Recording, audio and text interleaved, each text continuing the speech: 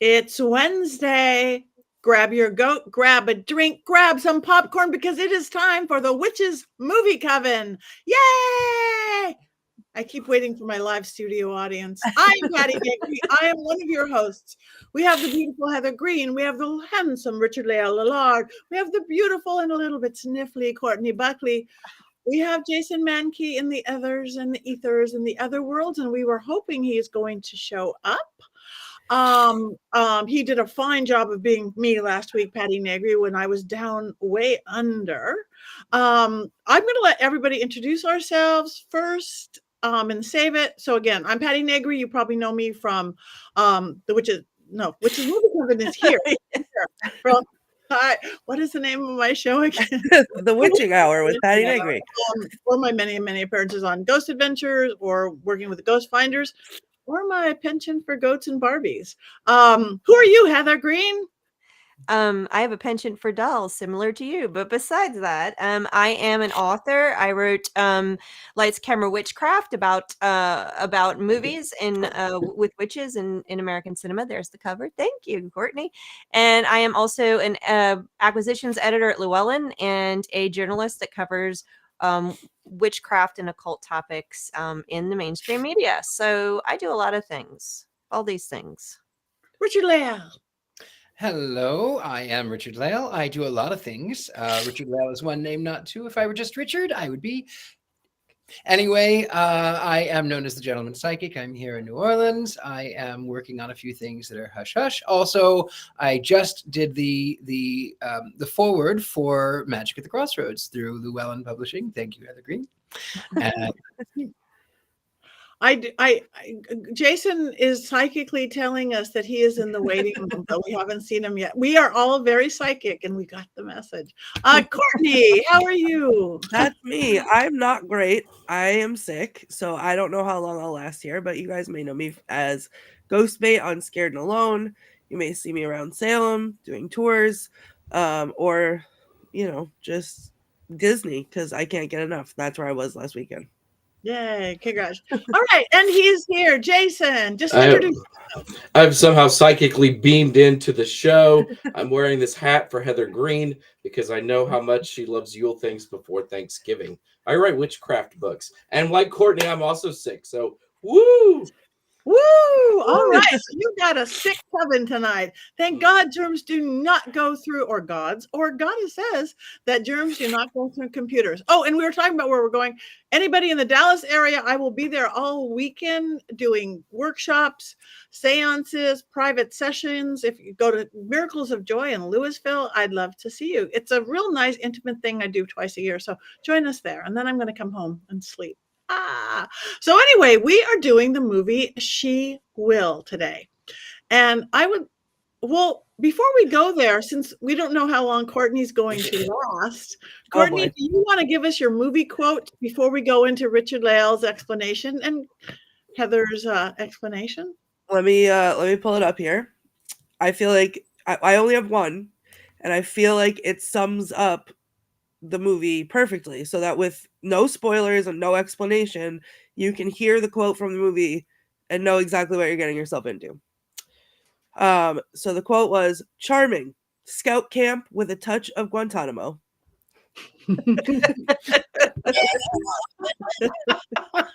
quote in the movie. That was a good quote. All right, so Richard-Lael, do you want to explain this movie to us in your I would be way? absolutely delighted. So here's the story about a lady who was raising up three very lovely girls. No, that's wrong movie. No, you're right. So the story is about Norma Desmond, who leaves her Sunset Boulevard mansion for Scotland, where she meets the neighbors from Rosemary's Baby. And of course, they're only three-dimensional characters, but they're like throwaway characters. You get really invested, and Rupert Everett's character is really sort of camp, like almost too camp. But anyway, she goes to Scotland to recover from her surgery. And while there, she realizes that, they were supposed to have, I was supposed to have a private recovery, but she goes to this place. Everyone knows her automatically. And so she tries to get away, but the person who works there, but you never know who she is because she's sort of, again, a throwaway character. And they try to pack so much in this film. Anyway, so she says, go for the night and maybe tell Courtney Buckley you will feel better. And so she has no choice because there's no cell phones in 1950 when the film was made. And anyway, there's no cell phone. So she realizes that it is a little bit of Courtney's quote, something about Guantanamo Bay, and I can't remember what the other thing was. But she ends up by realizing scout camp with Guantanamo Bay. They realize that Rupert Everett's character is an artist, and he says that the clay in the earth has this sort of magical qualities because of all of the witches who were burned in Salem, Massachusetts. Thank you, Courtney Buckley. All the witches who were burned. I think I'm getting sick. Like, what? All these witches were burned in Scotland. So it goes into the ground, and this woman who has been warned by her nurse, her maid, to not wear prosthetics, she needs to recuperate from her surgery, has denied, and the blood seeps into the water, and then of course she starts having really strange dreams, and then visions of these tortured, burned women who were accused of witchcraft. And so she goes into a trance. She creates this amazing painting. The next thing you know is that she's basically confronted with a character that was the Me Too movement. And he is being knighted. He is about to be knighted. He dates way back to, all years and years ago. And he had apparently been inappropriate with this actress when she was 13. And as he's sitting there, she sort of gets transported into the studio with him. She's in Scotland. He is presumably not, but she gets transported psychically to him, and he sees her. And then all of the dirt starts coming through. And long story short, it's a story about retribution. It's a story about female empowerment, and what's coming to him. You think that she's going to die in the end, but she makes a special friend. The end. See? Silence. And completely understand it. I It's thought so it was accurate. about aging women. Never mind. Heather, You can continue. You go ahead and continue. What did you think it was about? No. I mean, I just saw her. She was a famous actress, and Norma Desmond. Norma Desmond, yes. And she had a mastectomy, again, about her womanhood and the aging thing. And she opened up doing her makeup and talking about masks. And this particular mask was about preservation and going off. I mean, I loved her character and her character study on this. But I'll talk later. I had to watch this on my cell phone, and it's not the movie to watch on your cell phone. No. I thought it was a fever dream, if that helps. I'm that sick. I thought I made up the whole thing because just like Scout Camp and Guantanamo Bay. Yeah. It was confusing. I kept going, well, it's because I can't see anything, but I don't think that was why it was confusing for me. It wasn't. No worm? Is that? It's a leech. What leech? No, I don't know. Heather, what is the plot in this film that we are obviously getting all wrong? So just a background. This movie is British. It's made in the UK, and also it was made after my book. So I don't have the background material because I didn't do the deep research and go to the archives of this film. It's written by a woman, or directed by a woman, as you might well guess. What's interesting about this film is if you boil it down, it goes down. The story itself, the actual essence of the narrative is a woman who has been assaulted and oppressed and assaulted, physically assaulted in this case, has turned to witchcraft to empower herself. That's essentially what you have if you boil it down. And that is a canned narrative in witchcraft films that increased over time most prominently after the 90s. You have a little bit of it in The Craft. You have a little bit of it in, you can even say maybe Witches of Eastwick if we're really generous to that movie. You see it in several other films, and then the 2000s more so.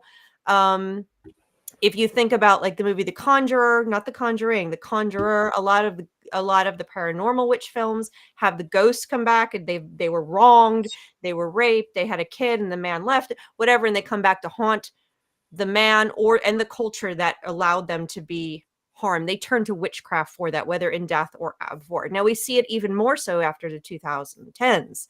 So you're seeing that in the TV show Salem opens up with that immediately. You see it in American Horror Story. We talked about that in several of the episodes, and more. Maleficent, another one. So we're seeing it more and more in this recent last 10 years and it is a reflection of the Me Too movement, and also this fourth wave feminism that we've seen over the past years. And it further ties witchcraft to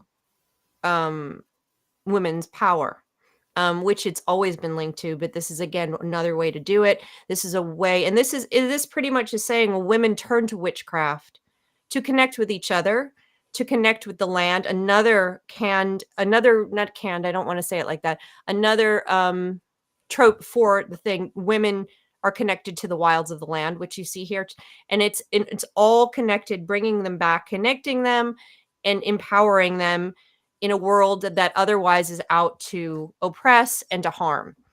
So that's what you see in this film. And it's definitely a reflection of its time. There's a number of them, especially in this past 5 years, that are very much hitting home with this particular narrative. So that's the main thing I want to say. We have a great cast, a lot of really good actors, and a phenomenal soundtrack. If you just listen to it, one guy wrote it. It just, that's my opinion, of course, but it is a very strong soundtrack. This is not, well, I can talk about that later, but it's not what you expect a mainstream film to be. It is very much has the art house feel to it, and a very much an artistic style film, haunting. So it's a little different, but I'll talk about how I feel about it later on. Someone else can talk. Let's answer Mary Jane's question. She had breast cancer. She had a message. We assumed it wasn't violent. The violence had been a long time ago. She's an older actress. When she was 13. Yep. Yeah. 13 when that bad happened. Presumably the director. And I think that you could argue that the mastectomy was also a violation, because it is, stripping you of something that's you connect to your identity as a woman. So not the same way, but yeah. Well, there's one scene there's just one little quick scene where it shows her like on a cover of a tabloid, and it says before and after the mastectomy. So especially for a female actress, they're always so sexualized, right? And then she's losing, she thinks she's losing that part of herself, I think. Mm-hmm.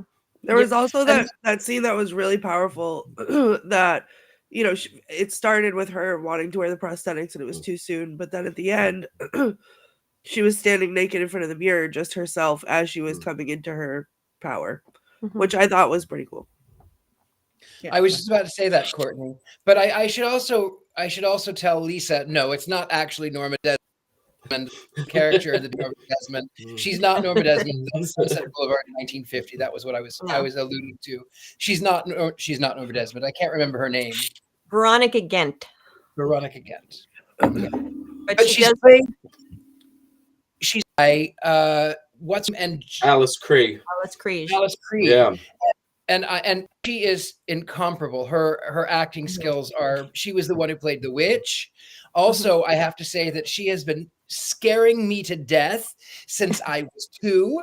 And I have a funny story about her, and that is the 1982 televised version Ghost Story.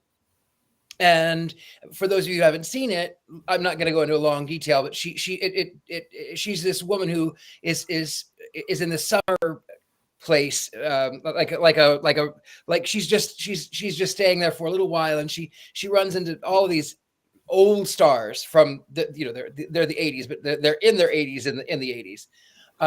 But when they were when they were kids, they ended up by killing this woman accidentally, and then she comes back and haunts them. And I was so terrified. I was 2 years old. I was 2, and I saw this ghost story. But I don't want to. I don't want to die. I don't want to be buried. I don't want to be buried. And my mother said, "Don't worry, honey. If you die now, they kill you first. They take out all your blood." So. So yes, this woman has been scaring me since I was 2 years old, way back in 1982. Wow. She was also the lady in the movie we watched, Gretel and Hansel. And Yeah. she's the Borg Queen. She's the Borg Queen in Star Trek, which if you've ever watched the first true Next Generation movie, she's unsettling in that because she's a creepy Borg Queen, and yet she's still like smoking hot as a creepy Borg Queen. And it gave me a lot of problems when I was in my teenage years.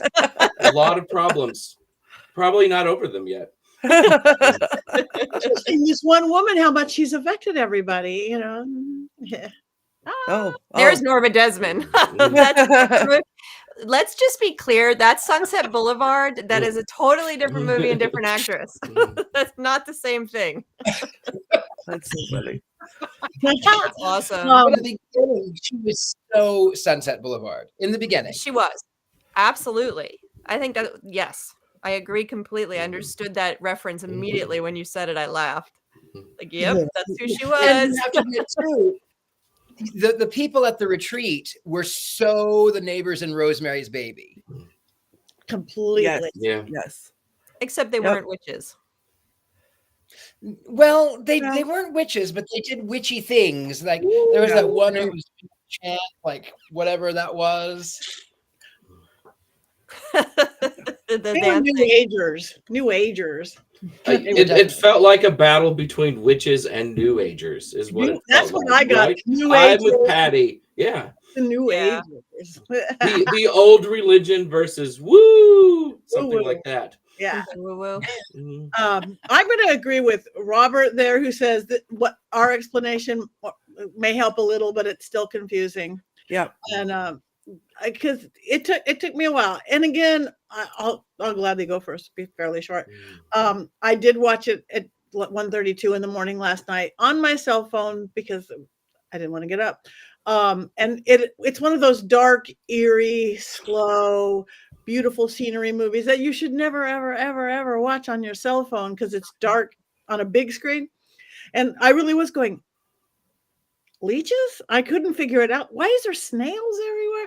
But even in a tiny cell phone, the mud taking over was pretty cool. And it was peat, right? The peat. And I remember that when I was in Ireland last spring, one of our take-home gifts was a piece of 10,000-year-old peat, and they were saying how much stuff is in it. So that was pretty exciting to me, going, oh yeah, it is magic. I felt it. I saw it. It is peat. So that's what you do. You lay down, you sleep in the peat. The other thing that why I maybe didn't get all the stories of it is I literally just got back from Tasmania. I'm wearing green on green, forest green for this movie. I actually dressed for this movie, but I just got back day before yesterday from a forest, not like that, the Tasmanian version, and a little tiny cabin not near anybody. It was a 12-minute walk, which is a far walk to my personal private cabin. And I was scared the first half of the movie because I just did that. I am so thankful I did not watch that movie before I went to Tasmania. I would have had a completely different experience waiting for the peat to take over, the mud, the moss to take over. So I mean, even on my little screen, it was beautiful. I liked it. I probably should have watched it earlier in the day on a bigger screen to get a little bit more from it, but it's a lovely green. Thank you. Thank you, Lisa. So, but again, it was not, I don't know. I wasn't expecting anything. I never do with our films, but it wasn't what I expected. Okay, I have a grievance that I'd like to file immediately. So when I went, I'd never seen this. I'd never heard of it. And when I went to rent it on Amazon, it I don't know if you can see this, but it says horror comedy. Comedy?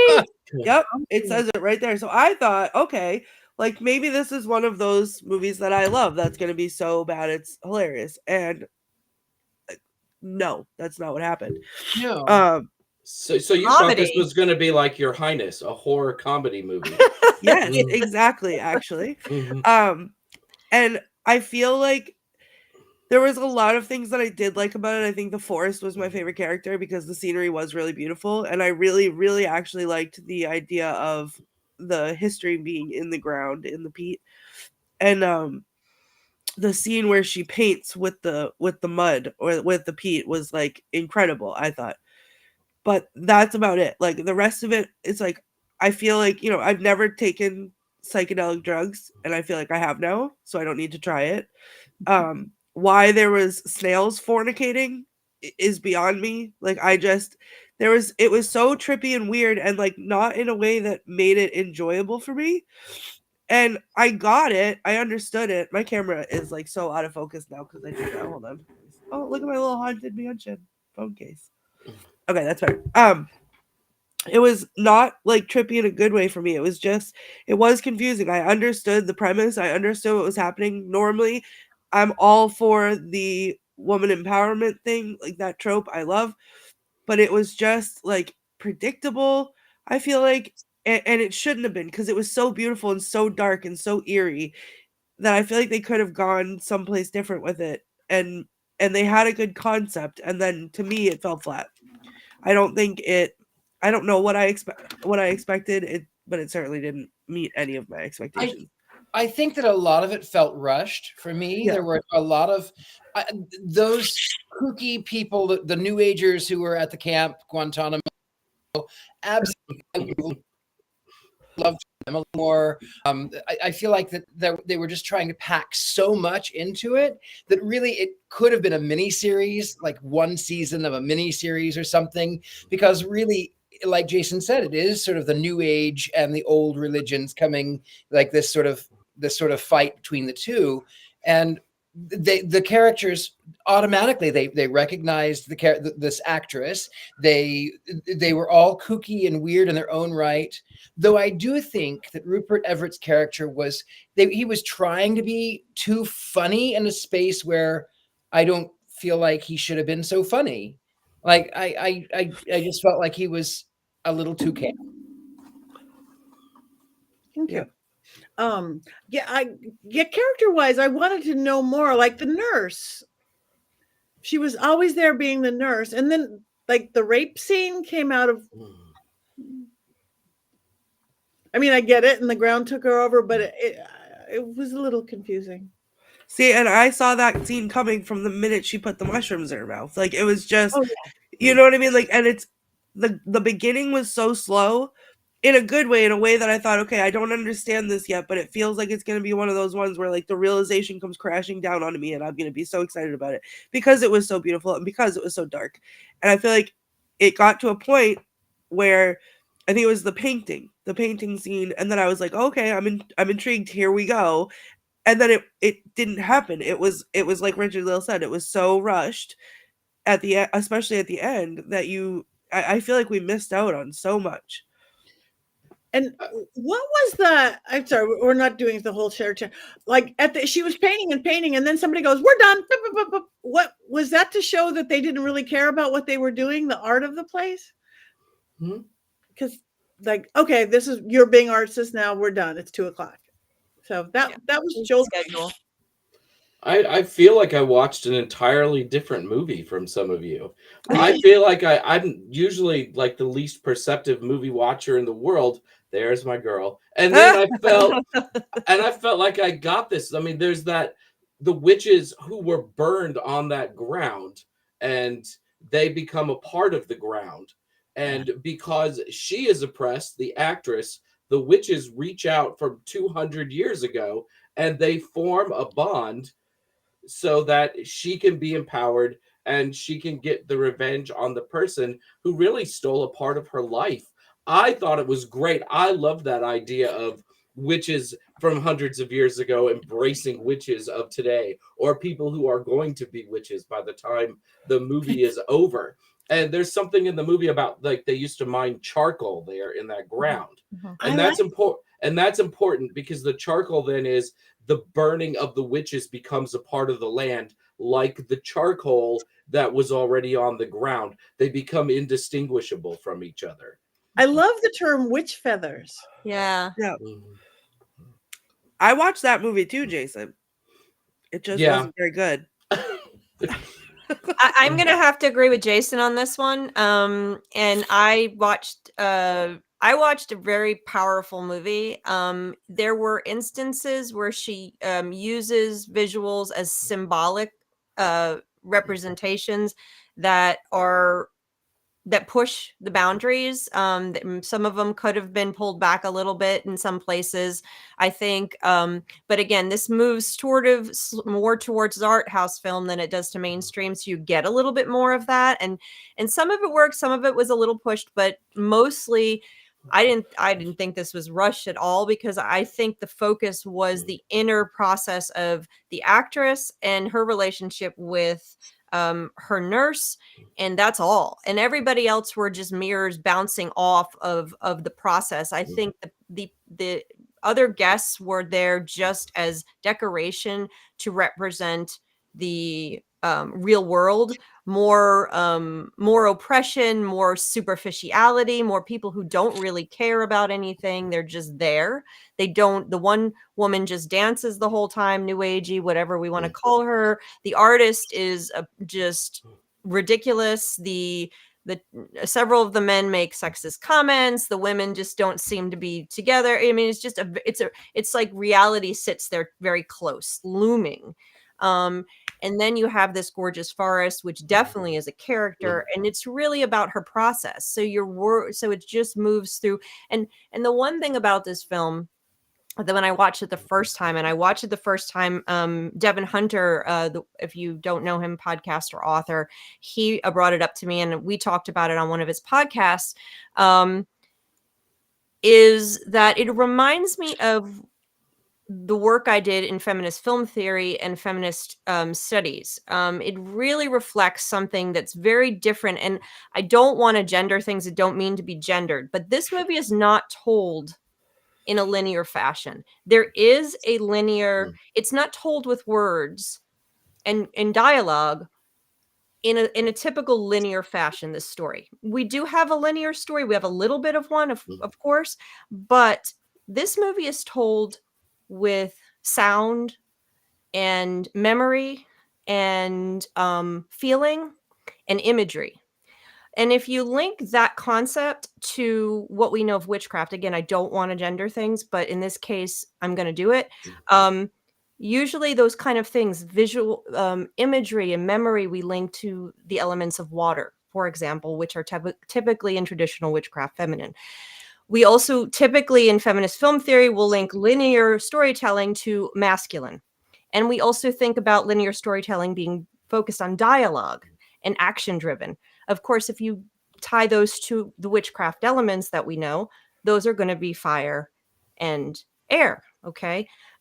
Those are going to be masculine elements. So this story is very much reflective of the feminine experience that she has as the actress. It is about, we are able to, the way they told the story linearly, we're able to actually experience what she's experienced. At least that's what that's what the director's going for. Maybe for some people, they don't get into it. You aren't able to dive into that, but that's what she's going for. And so that is what this film is. And that, in my mind, it was a beautiful experiment, and it was beautifully done. Did it hit the mark every time, every moment of the film? Probably not, but I was there. And by the end, when she's in the car and she's standing there with the dude across the thing in the black and white, what a gorgeous shot when he's lying on that ground with the blood. Gorgeous shot. When that's there, I'm like, you go, girl. She will. She will. See, I don't think I mean, I appreciate everything that you like. It was beautiful, and there was a lot of really powerful moments in it. And I wonder if that's really what it is for me. Like, so as someone who experienced something similar at a similar age as the main character, the revenge was not good enough for me. And I wonder if that, or there wasn't enough time spent on that for me, thinking that that's where that's where we were going with it. So you see it taking its revenge almost on with the rape scene in the forest and whatever. And okay, now we know where this is going, and it wasn't big enough, and it wasn't revengey enough, I guess, for me. It was unsatisfying, that part. And I don't know if maybe that's what took me out of it, but it just didn't feel resolved. Like I wanted it to. I saw where it was supposed to, but I didn't feel that way. And I think part of it also, if we were to tie this to the witch, I think the fact that she didn't die at the end and she sits there with her red on. Now she's wearing red, not white anymore. She's got that power color on, which is why I wear my red today. And she sits there now with this daughter who she adopts, essentially finally warms to her. She, at the very end, she is now living deliciously. She is now magical. She is now, and that's the ultimate revenge because she's free of him. So yeah, I mean, I get it, Courtney. Everybody has their own, they bring their own thing to a movie like this, especially one that's so dependent on personal reflection and personal artistic, interaction with the art part of this. I have to say, I did actually, even though I thought it was slow in spaces, I did actually thoroughly enjoy it. I feel like that perhaps the punishment at the end for, I can never remember his name from Clockwork Orange. Malcolm McDowell. Yeah, Malcolm McDowell. Herman Desmond. Yeah. I feel like that even though it was not really, so he falls from a balcony and he ends up dead. It was beautiful, but I also feel there was slight revenge in the fact that now he will never be knighted. It's this one thing that he has been working on. He has, since that was his number one goal since 1967 when he hindered this 13-year-old girl. He was working on being knighted for all those years, and he is days from being remembered as Sir da da da da da da da da da. And then she shows up in spirit form as she's sort of all across she's across the I guess she's in Scotland, he might be in England, he might be in the United States, I don't know where he is, it doesn't really matter, but she sort of in spirit form shows up, and in his own deranged mind, he had been drinking, but in his own deranged mind, he sees her, and then he assaults her, and it's that last assault, even though she's not physically there, that it's that last assault that sort of snatches his prize, his precious from him. She gets a bruise though. Even though she's not physically there, when she's in her bed and she's writhing around and all the witch feathers are everywhere, she has a bruise on her head where he hits her with the bottle, which I thought was really cool. Again, there was parts that I loved. I think that whole concept was so great. Maybe it's just I wanted to see her ruin his life a little bit more before she killed him. I don't know. More torture. I don't know. Yeah, like get down and dirty with it. She will. Like, go ahead. Instead of being knighted, though, he's going to be remembered for throwing up on that television show. Yeah, like she changed his whole paradigm with what the witches allowed her to do. And not only throwing up on the television show. Sorry, go ahead. Sorry. I was just going to say, maybe it's the ghost hunter in me, but I wanted, okay, you can take spirit form, haunt his, you-know-what, for a while. Make him think he's crazy. I'm sure she felt like she was crazy, having to deal with the memories and the demons of what he did to her. So make him suffer the way that she suffered. Like, that's the thing. He didn't suffer. She suffered. He didn't suffer.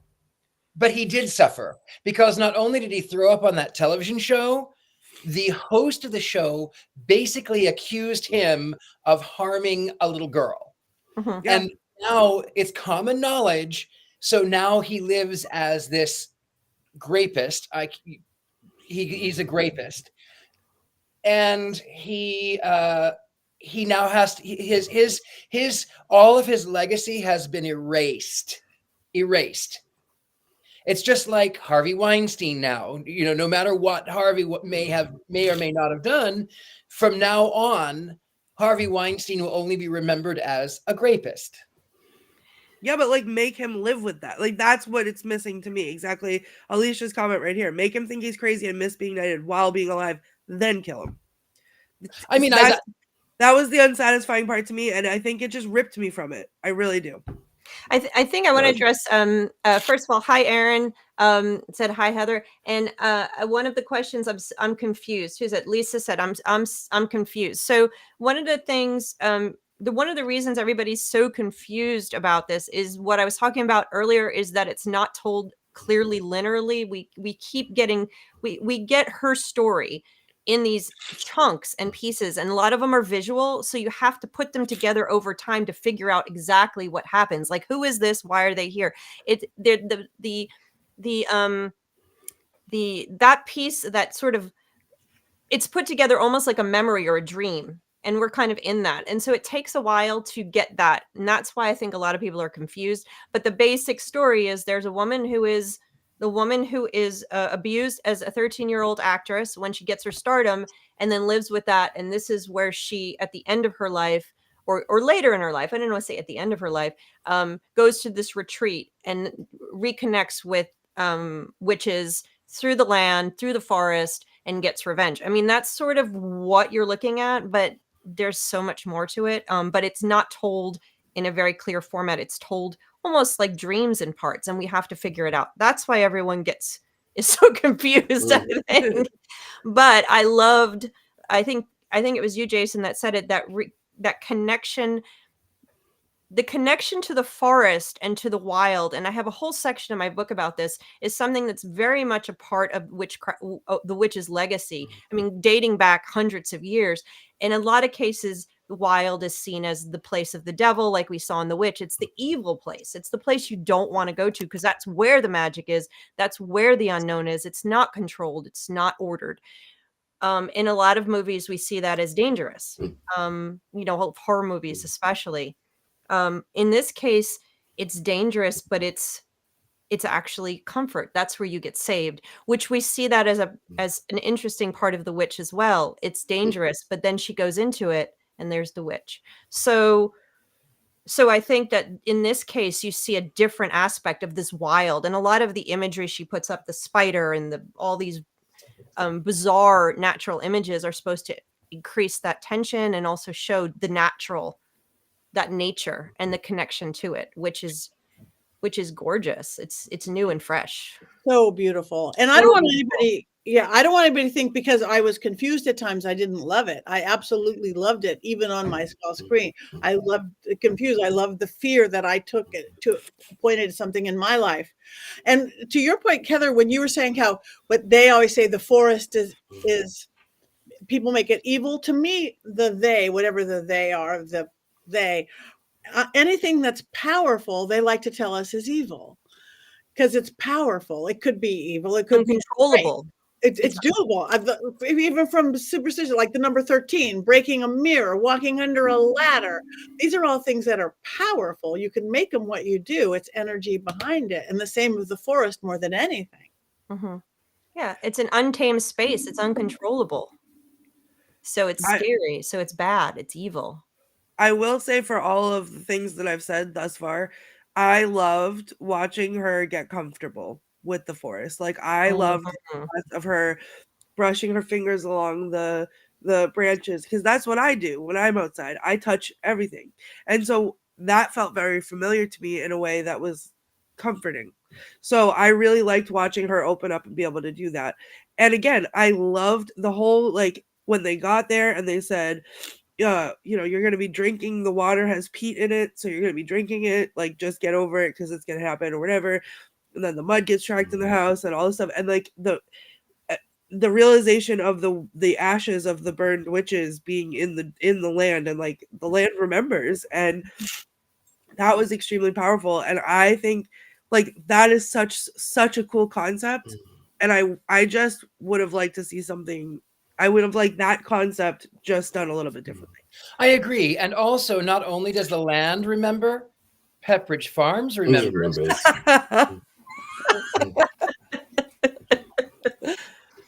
You have such a beautiful, interesting brain, Richard-Lael. Little synapses. Well, you know what? It's so funny for someone who does not really follow pop culture. I know an awful lot about pop culture. You do way Way more back here in 1890, I know so much about 21st century pop culture. That's so funny. than Can I You know just what? actually, Go ahead. really quick? Alicia said I would be interested in seeing a slightly longer director's cut of this for clarity purposes, or to see certain things happen for more time. I don't know if I talked about this. Actually, Alicia and I went because we love Midsummer. I love Midsummer, and I saw that it was playing in the theater, and I had never gotten to see it in the theater, so I went and saw it, and it was actually the director's cut. So it was like, I don't know, 30 minutes longer or something like that, and it was like watching an entirely different movie, and it was even better, which is impossible, but even better than the original. I have to say, I agree. Like, that's the only way that I would watch this movie again, if I got to see a director's cut of it, because I feel like that might be different in a good way. I thought it was just fine at 95 minutes. I didn't think it needed any extra time. I thought it hit every beat that it needed to hit, and it was just beautiful to watch.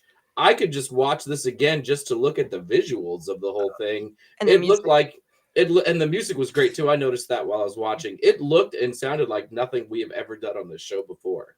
And I know it. Yeah. I loved it, and I need to see it on a bigger screen. But the spirits are telling us that we need to hear the Mankey movie minute. Oh no. So I will admit that I wrote this under duress today while screaming at my computer. And I also don't have Jason announcer voice like I would prefer. So we're gonna try. Though, before I do it though, there was a couple of quotes I thought Courtney missed that were funny. What do they call that haircut? Anarchist with a day job. Oh, yeah. That was really funny. That was good. Yeah. There's the comedy that Yeah. that Amazon picked up on. Oh, missed it. Sorry. A millennia of patriarchy dictate what we see. I thought that was a brilliant line, Yes. Yeah. Yeah. And then of course I hate children. Was my line. All right, here we go. Here's the minute.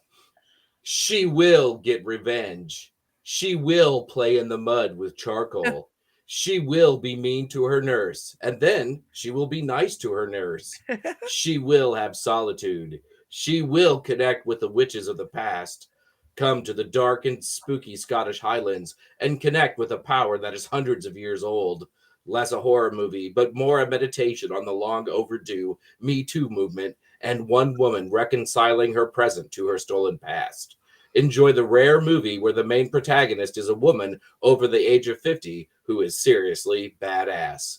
Finally, the good ones win and step into their power. She will get her revenge, but you will be entertained. Ooh, That was a good one. good one. That was accurate. That was accurate. I wrote that while we were all doing our introduction. So Oh there my you God. go.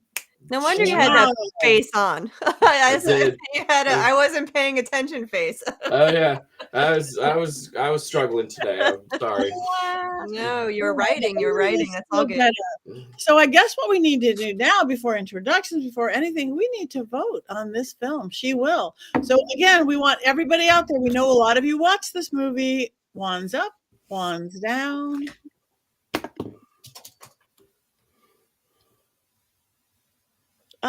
Up. Halfway for Courtney, 4/5 for Richard-Lael. Mhm. All right. Well, the ups win. Let's see you guys out there. This is pure talent. Wands up. A thumbs up. I guess that's wands up. Wands neutral for concept of pretty. Okay, that's good. Anybody else? Oh, there's more of you out there. I know it. Robert, have you voted yet? Did we lose him? He fell asleep. Oh, he's there. Okay. Wands Up. neutral. Oh, I see you, Robert. Robert, I see you're you. hurting me. I know. Yeah. Neutral. Okay, there we go. Anyway, so again, if you were intrigued or just confused by any of this, I do recommend the movie. Don't watch it on your cell phone at night, hiding under the covers. Get it on a big screen as you can because it's really pretty. Even the leeches or snails. Which were Yeah. they? Both snails, slugs, I think. I did like that one. And anything with the Borg Queen is worth watching every time. Everything she's in. I let out a happy dance when I saw that she was the star of this film because she is amazing. There she is. Okay, Yeah. so we got through another one. What are we doing next week? I know we've picked it out, but that was hours ago. I can't remember. It's The Wiz. The Wiz, of course it is. Because We have to do a Wizard of Oz type thing around Thanksgiving, according to Jason, because it's a Thanksgiving movie. So we're doing The Wiz. Woo! Okay, so everybody watch The Wiz. And Heather's going to do all the music when we do it next week, right? Yes, and I'm going to see it live in Atlanta at the Fabulous Fox Theater tomorrow. I'm trying to contain my excitement right now. But so I'm going to be seeing it live and then talking about it next week. So Good. So, all right, everybody watch The Wiz. Now we actually have more time than we usually do now, which is interesting that this one took less time. So what do you guys want to talk about? Well, we could talk more about Ghost Story because again, I thought it was 1982, but it was Mary Jane said it was 1981, and I'm going to tell you, I was 1 year old in 1981, and that miniseries scared me to death. Not the ghost, not the fact that the old men got plunged into ice. It was the fact that they were buried alive, which was such a Victorian thing to be scared of. But the practical effects of when the ghost is in the high rise and she turns and then her face falls off, it was 1981 and they used a skeleton and then with jello with strings so that when the camera was on it, all of the flesh would fall off. But it was jello. And is that Alice Kriege? Is that Alice Kriege, that character that, because I didn't see that movie. Was that her? She played the ghost. In the story, she's gone to this sort of remote summer place, and it's in this lovely old Victorian. It's about 1925, and there are three suitors who are old stars. I can't remember. I can't remember now who they are, but old stars from the 30s. But they play these old men who are telling these ghost stories. And then it cuts back to 1925 when they were children, when young boys, and they were all after this one girl. And as they're fighting over her, she gets in the middle to try to stop the fight, and she hits her head on the mantle, and they think she's dead. They put her in the back of her car and roll it into the lake. And just as the car is going into the lake, her hand comes up and goes down the glass, and so. Years later, these old men are gathering and they're telling ghost stories. They gather every year, they tell ghost stories. And it starts happening that the first one is coming home and she jumps out of the lake and she scares out of, he's coming over a bridge and she jumps out and scares him and he falls in and drowns. And then the last one I remember, he goes back to the old house and she comes down the stairs in a wedding dress. And when she turns, she has half a rotten face. That's only it's makeup. But then all of the old men are dead. And then it cuts to now it is the present day, 1981. And this once remote little town is now this major major city central with high rises and modern day buildings. And this man who has not connected to them at all, the space was the apartment complex was built on the place where the old house used to stand. And this man is in the shower and he's talking on the phone and he said, "Oh, wait a minute, hold on." And he comes back in the room and he hangs the phone. He comes in the bedroom and he sees this beautiful naked woman from behind, which is the actress Krieg. And he strokes her body. And then when he comes around to her, she looks at him and then her face falls off, which of course it's the practical effects with the gelatin. And then he screams and then he plunges to his death. So again, it ties into this movie because it's much the same way about woman getting revenge on the people who have robbed her of her humanity. Mhm. And she's missing body parts. Same And thing. Fred Astaire and Douglas Fairbanks Jr. Wow. What a crazy cast. That is a crazy cast. Yeah. Wow. Oh, Courtney, we can't hear you. Sorry, I muted myself so I could blow my nose and I forgot to unmute. I was saying that's exactly the kind of revenge that I want to see. I want to see faces sloughing off and scaring people to death. Great. That's what I wanted. Note to Ghost self, Story is really don't good. You upset Courtney. Note to self, don't upset Courtney. I'm just putting that down right now. I'm never turning my light off on Courtney ever again on the show. Really smart, Jason. Good move. Okay.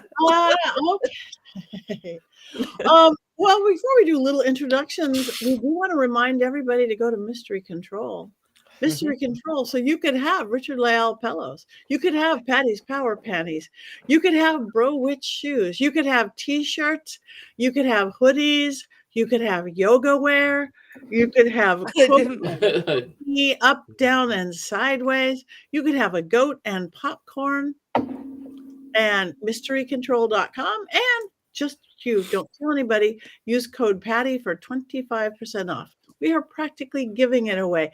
You are the best, Courtney. You have Heather's book at hand always. You have Richard's underwear at always. Yes, it is Richard-Lael's underwear. I didn't mean to say Richard. I didn't. That's okay. It's fine. I forgive you. Not everyone is perfect. Not everyone can be Jason Mankey. Oh, thank you. Oh. I never do that. For the record, I also have a stack of Jason's books. They're just over there out of reach. I think about it every time, but I've already sat down when I think about There's too many of them. There's too many. Stack, and they're inscripted so beautifully, and I love them. But they're just out of reach. And ADHD, I don't remember until I go to reach for it, and I can't reach it. So okay, so I'll work on that. So let's talk about, again, anything everybody has coming up. We also, even though we're going to see each other before Thanksgiving, does anybody have any good Thanksgiving or People Day or whatever we're calling it now? I do, and it's very fitting. My Thanksgiving tradition was actually, I agree with Jason that Wizard of Oz is a Thanksgiving movie, because my very best Thanksgiving, the only one I ever remember liked from when I was a kid, was when my mom surprised us and took us to see Wizard of Oz at the theater after dinner. And I love a cinematic adventure.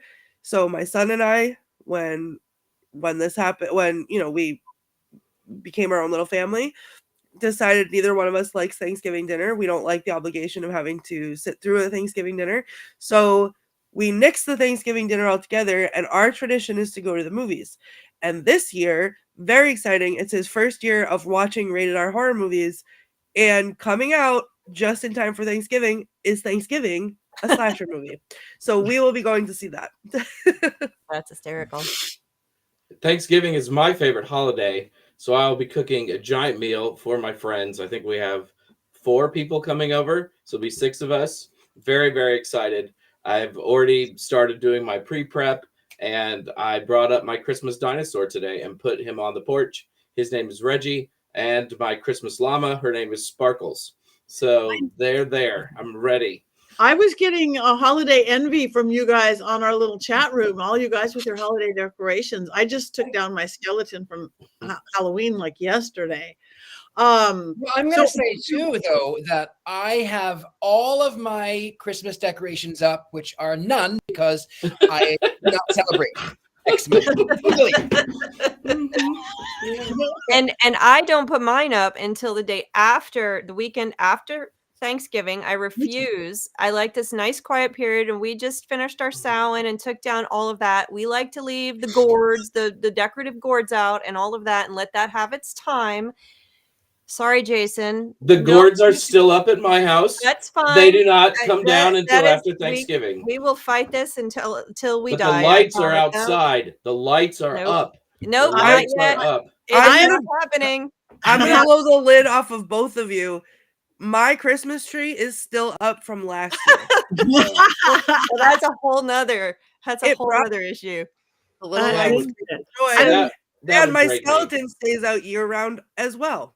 My 'cause it's always skeletons around. often do. I took them down for filming, but I am with you, Heather. It is an orange and brown holiday until Thanksgiving, and then it is a red and green holiday. Then it's Whatever you call it. all bets are off, and I start singing Christmas carols, and I drive everyone crazy. But until then, we're quiet. Now we also cook a big dinner with the family, immediate family. And we also started a new tradition where we have poetry. We have a poetry reading event at the table where everybody either has to write one or bring one, and everybody reads a poem. Whether you write it and I usually write mine. And we read that. It has to be about family or Thanksgiving or something related to the holiday. And so that was really fun. We had to get my dad to stop because he got the mic and was hogging it up. And he read about 3 or 4 poems, some more politically oriented. And so we're like, okay, moving on, next one. but everybody, it was super fun and everybody got a chance. And it was a lovely way to kind of spend the time together. So that's what we do. I would love Heather Greene to read a poem for your Thanksgiving, and I will start it now. I once knew a man from Nantucket. And the family is sure to love it. I think we should all prepare poems for Heather for I next love week. that. Okay. Yeah, I think Wonderful that should poem. be special show with poems for Heather. Thanksgiving poems. We once had a competition in my family. My mother didn't want us to give her anything for Christmas. She wanted us to write a poem. And so she was expecting things filled with love. And what she got instead was my brother wrote an acrostic poem comparing her to various world leaders who were not very nice. And then I wrote a poem to the tune of 'Twas the Night Before Christmas about her horrible dog who was awful. And I used a lot of swear words. So at the end, one of us was supposed to win a gift card, and that was going to be the whole thing. And she almost couldn't give it out because she was so mad that we didn't do what she thought she was going to do. So if you guys are all nice and like the Wiz next week and give it wands up, I will read my poem. I will read a Thanksgiving poem to you that I wrote. Okay. Oh, it's a deal. Or at least be gentle on it. Be gentle on it. All right. We only have a couple minutes left. We sort of did intros already, but again, if you're in the Dallas area, come see me at Miracles of Joy this weekend. In December, I'm going to be back in Texas at the Old Park Hotel doing a very spooky holiday ghost hunt with Natalie, my partner in Paraflix. And then I'm home for the month. Yay. Anybody else have anything anybody wants to come see them at? I'm ready for my close-up, Mr. DeMille.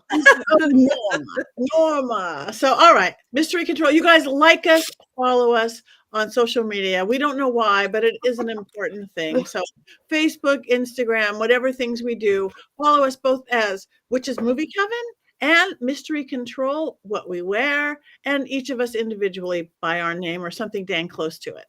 So thank you all very much. And we're not going to cackle for 2 minutes. We got to come up with something else.